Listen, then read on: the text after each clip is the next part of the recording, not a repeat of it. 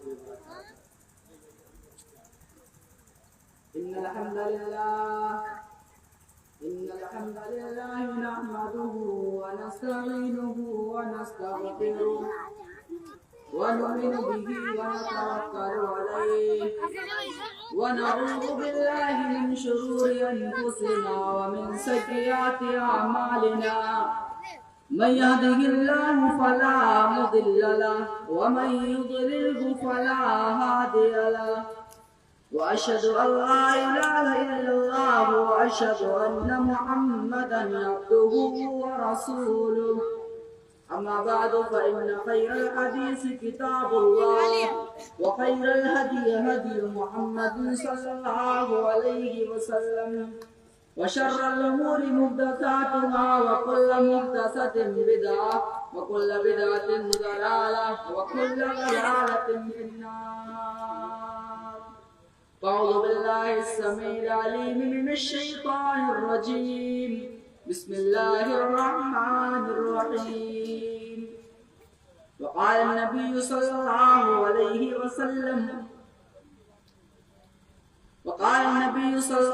عليه وسلم سبعة يظلهم الله في ظله يوم لا ظل إلا ظله الإمام العادل وشاب نشأ بعبادة الله. اس کانفرنس کی صدارت فرما رہے صدر محترم اسٹیج کے اوپر جلوہ افروز معزز علماء کرام اور عزیز ساتھیوں، ملت کے پردہ نصیب ماں اور بہن، ہر قسم کی تعریف اللہ رب العالمین کے لیے ہے. بعدہ درود و سلام نازل ہو اس کے تمام انبیاء کرام علیہ السلام پر، خصوصاً ہمارے اور آپ کے پیارے نبی تاجدار مدینہ احمد مصطفیٰ محمد مصطفیٰ صلی اللہ علیہ وسلم پر. آج کے اس کانفرنس میں جس موضوع پر خطاب کرنے کا موقع ملا ہے وہ ہے مسلم نوجوان تباہی کے دہانے پر. میرے بھائیوں، اگر اس عنوان کو بدل دیا جائے اور یوں کہہ دیا جائے کہ مسلمانوں کا گھر تباہی کے دہانے پر، مسلمانوں کی سماج اور سوسائٹی تباہی کے دہانے پر، مسلمانوں کا ملک تباہی کے دہانے پر، اللہ کی قسم عنوان بدل جائے گا لیکن حقیقت نہیں بدلے گی. میرے بھائیوں، اگر آج ہمارا اور آپ کا سماج اگر تباہ ہے تو اس میں بہت بڑا رول اور بہت بڑا کردار نوجوانوں کا ہے. میرے بھائیوں، جب ہم ان معاشروں کا دورہ کرتے ہیں، ان معاشرے اور اس سوسائٹی پر نظر ڈالتے ہیں جو معاشرہ کامیابی کی دہلیز پر پہنچ چکی ہے، تو پتہ یہ چلتا ہے کہ اس کے نوجوان باہمت ہے، اس کے نوجوان کا عمل ہے، اس کے نوجوان محنتی ہے. لیکن جس قوم کے نوجوان بیکار ہو جائے، جس قوم کے نوجوان بے مطلب ہو جائے، جس قوم کے نوجوان نشے کے عادی ہو جائے، میرے بھائیوں، وہ قوم سنے حرص سے بجھ جایا کرتی ہے، وہ قوم تباہ و برباد ہو جایا کرتی ہے. میرے بھائیوں، اس قوم کی کوئی عزت نہیں ہوتی. آج ہمارے سماج کا حال کیا ہے؟ آج ہمارا نوجوان کہاں ہے؟ ہمارا نوجوان تباہی کے دہانے پر کھڑا ہے. میرے بھائیوں، ہمارا نوجوان کن کن چیزوں میں تباہ ہے؟ میرے بھائیوں، میں کن کن چیزوں کا نام ہے؟ ہمارا نوجوان جن چیزوں میں تباہ ہے ان میں سب سے بڑی چیز یہ ہے کہ آج ہمارا نوجوان ایمان سے ہاتھ دھوتا جا رہا ہے. آج ہمارا نوجوان کہتا ہے کہ ہمیں ستایا جا رہا ہے، ہمیں مارا جا رہا ہے، ہمیں کاٹا جا رہا ہے. میں سوال کرتا ہوں، اے میرے نوجوانوں، ذرا بتلا دو، کیا ہمارے نبی جناب محمد رسول اللہ صلی اللہ علیہ وسلم سے زیادہ ہمیں ستایا گیا؟ وہ نبی جس کے دل کے اندر انسانیت کے لیے درد ہے، خوف ہے کہ لوگ سچے راستے پر آ جائیں، جہنم کی آگ سے بچ جائیں. اس نبی کے ساتھ کیا نہیں کیا گیا؟ میرے بھائیوں، اس نبی کی زندگی کو اٹھاؤ. نماز کی حالت میں نبی کریم جناب محمد رسول اللہ صلی اللہ علیہ وسلم کی گردن میں چادر ڈال کر کسنے کی کوشش کی گئی ہے. نماز کی حالت میں آج اللہ رسول اللہ کے اوپر اونٹ کی بچھڑانی لگا کے ڈال دی گئی. راستہ چلتے نبی کریم جناب محمد رسول اللہ صلی اللہ علیہ وسلم کے راستے میں کانٹے بچھائے گئے، آپ کے اوپر پتھروں کی بارش کی گئی، آپ کو گوشت میں زہر ملا کر کے دیا گیا. میرے بھائیوں، میرے نبی کے ساتھ کیا نہیں کیا گیا؟ ہم کہتے ہیں ہم تکلیف سے دوچار ہیں. میرے بھائیوں، صحابہ کی زندگی اٹھاؤ، بلال حبشی رضی اللہ تعالیٰ عنہ کی زندگی اٹھاؤ. مطالعہ کرو ان کی زندگی کا حال کیا ہے. ایمان کو قبول کرتے ہیں. نبی کریم جناب محمد رسول اللہ صلی اللہ علیہ وسلم کی خدمت میں حاضر ہو کر اللہ کے اوپر ایمان لاتے ہیں. نبی کریم جناب محمد رسول اللہ صلی اللہ علیہ وسلم کی رسالت کے اقرار کرتے ہیں, ایمان لے آتے ہیں.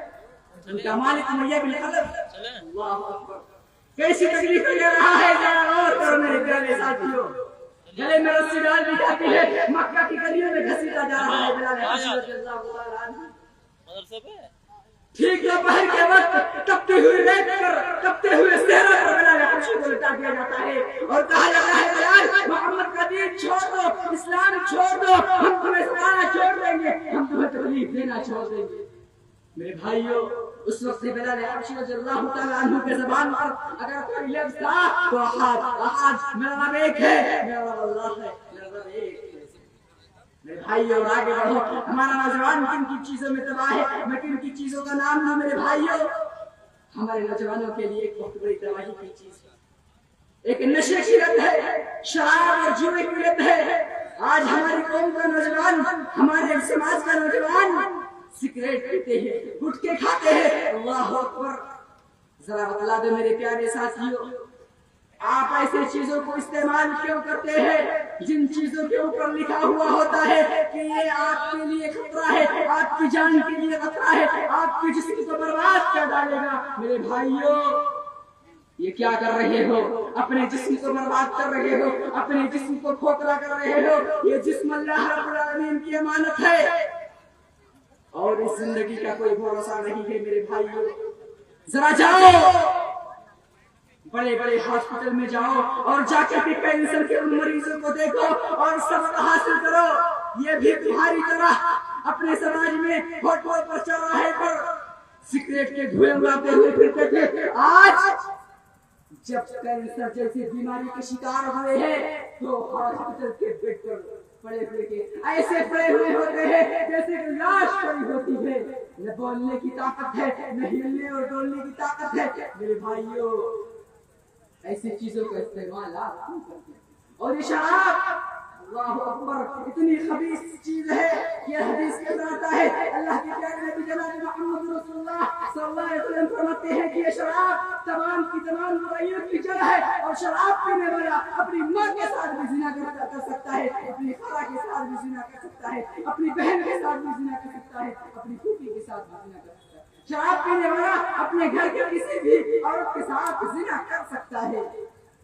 اور آگے بڑھو میرے پیارے ساتھیوں, ہماری ماں اور بہنوں کا حال کیا ہے, ہماری قوم کی بیٹیوں کا حال کیا ہے. بے پردہ ہو کر, بے حیا ہو کر ہمارے اور آپ کے سماج کے اندر گھومتی ہوئی نظر آتی ہے. ہمیں کوئی فرق نہیں پڑتا. میری ماں اور میری بہنوں, یہ پردہ جسے آج آپ کے دماغ میں بٹھا دیا گیا ہے کہ پردہ آپ کے لیے قید ہے, پردہ آپ کے لیے ذلت ہے, پردہ آپ کے لیے رسوائی ہے. نہیں میری ماں میری بہنوں, یہ پردہ آپ کی پہچان ہے. ذرا قرآن اٹھاؤ, اللہ رب العالمین بیان فرماتے ہیں یا ایھا النبی قل لازواجک وبناتک ونساء المؤمنین یدنین علیہن من جلابیبہن. اے نبی آپ اپنی بیویوں سے, اپنی بیٹیوں سے اور تمام کی تمام امت مسلمہ کی عورتوں سے کہہ دیں کہ وہ لمبی چادر کے ذریعے, وہ نقاب اور حجاب کے ذریعے اپنے جسم کو ڈھک لیا کریں, اپنے جسم کا پردہ کر لیا کریں. میری ماں میری بہنوں, کیا پردہ کرنے کے بعد تمہاری پہچان چھپ جائے گی؟ رب العالمین فرماتے نہیں ذالک ادنی عرفن فلا یؤذین.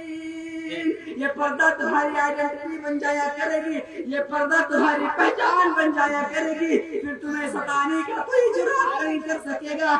سماج کی جو بے حیا قسم کے لڑکے ہوتے ہیں جب وہ دیکھیں گے کہ ایک نقاب والی عورت نکلی ہے تو وہ نقاب کو دیکھ کر کے سمجھ جائیں گے, وہ سمجھ جائیں گے کہ ایک عزتدار گھر کی عورت ہے, یہ ایک عزتدار باپ کی بیٹی ہے, یہ ایک باحیا ماں کی بیٹی ہے. پھر وہ آپ کو ستانے کی جرات نہیں کر سکے گا. اور آگے رہو, ہمارے اور آپ کے سماج کو تباہ کرنے والے, ہماری نوجوانوں کو تباہ کرنے والے مرد ہو یا خواتین حضرات ہو, وہ بے حیائی ہے. اللہ کی قسم آج ایک مسلمان کے گھر سے شرم و حیا کا جنازہ نکل رہا ہے.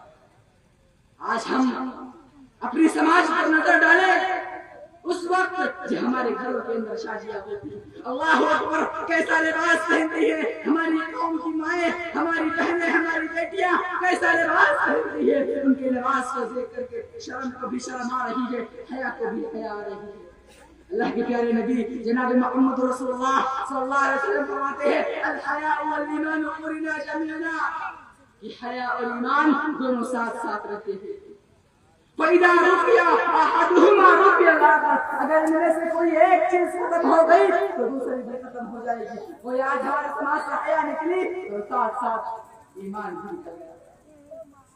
آج ہمارے گھروں سے ایمان کا جنازہ نکل چکا ہے۔ ایمان کیا ہے ہمیں معلوم نہیں، ہم مسجدوں سے دور، ہم مدارس سے دور، ہم کانفرنس سے دور۔ یہ حال ہمارے بھائیوں، ہمارے اور آپ کے سماج کا، ہماری ماں بہنوں کا کیا حال ہے، ہمارے قوم کے نوجوانوں کا کیا حال ہے، آپ کو بتانے کی ضرورت نہیں ہے میرے بھائیوں، آپ اس سماج میں رہتے ہیں، آپ کو معلوم ہے۔ اور آگے بڑھو میرے پیارے ساتھیوں، ہمارے نوجوانوں کے لیے ایک اور بہت بڑی تباہی کی چیز ہے، وقت پر شادی نہ۔ سماج کے جو بہت بڑے فتنے ہیں، ایک نسل کا فتنہ ہے، ایک شرمگاہ کا فتنہ ہے، یہ فتنہ کیسے ختم ہوگا؟ پیارے نبی جناب محمد رسول اللہ صلی اللہ علیہ وسلم کا علاج بتایا، ذرا غور کرنا۔ اللہ کے پیارے نبی جناب محمد ربی صلی اللہ علیہ وسلم بیان فرماتے ہیں یا معاشر الشباب من استطاع منکم الباءة فلیتزوج فإنه اغض للبصر واحسن للفرج۔ اے نوجوانوں کی جماعت، جب تم شادی کے قابل ہو جاؤ تو شادی کر لو، کیونکہ شادی سے دو فائدے ہیں، فإنه اغض للبصر واحسن للفرج، شادی سے تمہاری نگاہیں جھک جائیں گی اور شرمگاہ محفوظ ہو جائے گی۔ ومن لم يستطع فعليه بالصوم فإنه له وجاء، اور اگر تم شادی کی طاقت نہیں رکھتے تو تمہیں چاہیے کہ تم روزہ رکھا کرو، کیونکہ روزہ تمہارے لیے ڈھال کا کام کرے گا۔ سماج کے جو بہت بڑے فتنے ہیں، ایک نسل کا فتنہ، ایک شرمگاہ کا فتنہ، پیارے نبی جناب محمد رسول اللہ صلی اللہ علیہ وسلم نے علاج بتلا دیا، صحیح وقت پر شادی کر دو، یہ فتنہ ختم ہو جائے گا۔ لیکن ہمارے اور آپ کے سماج کا ماحول کیا ہے میرے بھائیوں؟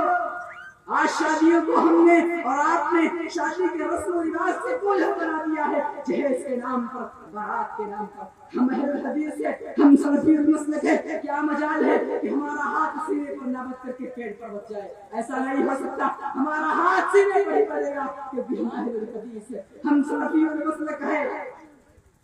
ہماری نماز صحابہ والی، ہمارا عقیدہ صحابہ کرام والا، ہمارا منہج صحابہ والا، ہمارا منہج صحابہ والا، ہماری شادیاں رسم و رواج والی، ہماری شادیاں جہیز والی، ہماری شادیاں بارات والی، ہماری شادیاں بھاری بھرکم خرچ والی۔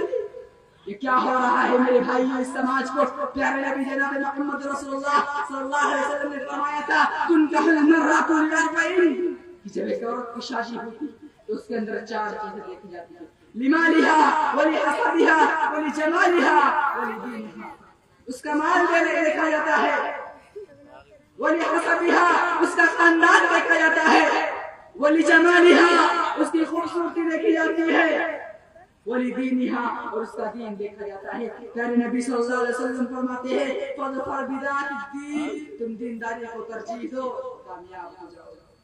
میرے بھائیوں، میرا وقت ختم ہو چکا ہے، اس لیے میں اللہ رب العالمین سے دعا کرتا ہوں کہ یا حلال بیت، ہماری قوم کے جو نوجوان تباہی کے دہانے پر ہیں، یا حلال العالمین تمہیں ایمان اسلام کے راستے پر گامزن کر دے، یا حلال العالمین جو لوگ بیمار ہیں شفا کاملہ و عاجلہ عطا فرما، آمین وآخر دعوانا الحمدللہ رب العالمین۔ السلام علیکم ورحمۃ اللہ وبرکاتہ۔